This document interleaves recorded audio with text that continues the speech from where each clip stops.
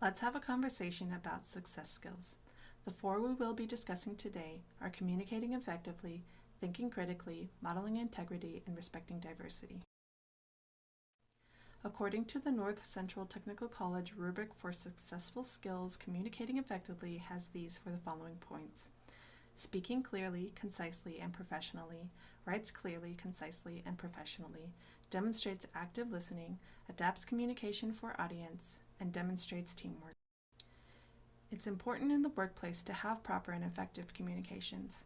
Positive impacts include effective workflow, positive workplace, accurate work, and more collaboration.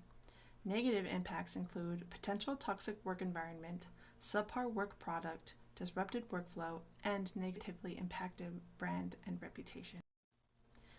In my conversation with my mentor, Steve Meisner, we talked about the importance of communication to get the work done accurately, which involves communication between ourselves and the client. For example, during tax season, we may have 2 or 3 people at a time working on the tax return that may be particularly difficult. We have to communicate to each other about who is doing what for the return and also who would be communicating with the customer to get the correct information. Utilizing good communication skills allowed us to organize our effort and get the work done efficiently and accurately. Unfortunately, we have also had times where communication has broken down. We have a coworker who doesn't have as much experience in accounting. Lately, we have noticed important details missing in her work. We noticed that it started after a new process was implemented. We just expected her to come to us with any questions that she may have, but unfortunately that never happened. Due to the lack of communication on our part and hers, our work had become subpar. However, with the help of proper communication and training, we were able to resolve the issue. I learned from this experience that communication is a two-way street, and you should never assume that communication is complete. That is why having an open communication is so important. It allows people to communicate their issues or problems. The next skill I would like to discuss is thinking critically, which the rubric specifies as applying problem-solving strategies, acquires relevant information, uses technology and other resources appropriately, evaluates alternatives, constructs probing questions, and demonstrates creativity. The positive impacts of thinking critically, according to LinkedIn.com, include making more informed decisions, ability to solve complex problems, and increased overall productivity. Negative impacts, according to Forbes.com, include poor decision-making, decisions made on assumptions or biases, and having incomplete information or inaccurate information. In my conversation with Steve, he identifies thinking critically as important, especially for the product that we put out and advice that we give to clients. He gives the example of a client that he had just recently helped who had been developing a lot and wanted to know how he should allocate the profits. On Steve's part, it took his critical thinking skills to get him accurate and correct information so his client can make the right decision for the project. For me, critical thinking takes on a different look. When I work on a bank reconciliation, I have to gather all my data and work through a process to get it done. Oftentimes I would run into problems such as I don't know what a transaction was for, or simply the bank reconciliation doesn't add up. By thinking critically and using my process of elimination, I can usually figure out the problem. I also believe that critical thinking involves knowing your limits, and when you can't figure something out on your own, asking for help. North Central Technical College Success Skills rubric has the following points for modeling integrity: practices personal accountability, demonstrates ethical behavior, applies quality standards, and develops self-awareness. The positive impacts of modeling integrity, according to GetSlang.com, include builds and maintains trust, promotes strong, resilient employees, promotes better leaders, and ethical approaches to decision-making. Negative impacts, according to the Daily Positive, include loss of job or clients, damaged reputation, legal issues, toxic environment, low morale, and decreased productivity. Steve put it simply when he says that if you're not honest with your clients, then they will simply go elsewhere. He looks back to the time when there was a potential data breach that could have affected most, if not all, of his clients. In this situation, they sent out a mass email to let clients know so that they could take the proper steps to protect themselves. He stated that they were open and honest with the clients, even though it may have looked poor on their part. It would have looked even worse if they had tried to cover it up. Modeling integrity to me comes in the form of practicing personal accountability. So when I make a mistake, I own up to that mistake and fix my work.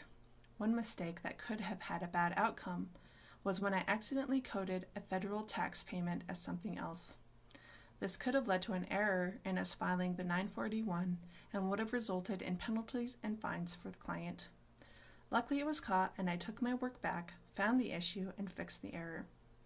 Being able to admit you are wrong, not making excuses, and taking responsibility is integrity to me. Lastly, we have respecting diversity, which includes works effectively with others, demonstrates respectful and inclusive interactions, recognizes personal biases, adapts to culturally diverse situations, and demonstrates global awareness. The positive impacts of respecting diversity, according to teambuilding.com, include enhanced creativity and innovation, lower employee turnover, higher employee confidence, greater range of products and services, and reduced unconscious bias. Negative impacts, according to untapped.io, include lack of help for discrimination victims, lack of voices in the room, lack of new energy and consumer support, and a lack of innovation. Steve views respect for diversity as simply a common courtesy. People are more interested in doing business with you if you have respect for them and their situation. He mentions a machine shop that is run by a minority group in this area, and because Steve respected them as a diverse group, they have returned that respect, and they have been clients of Steve's for over 30 years.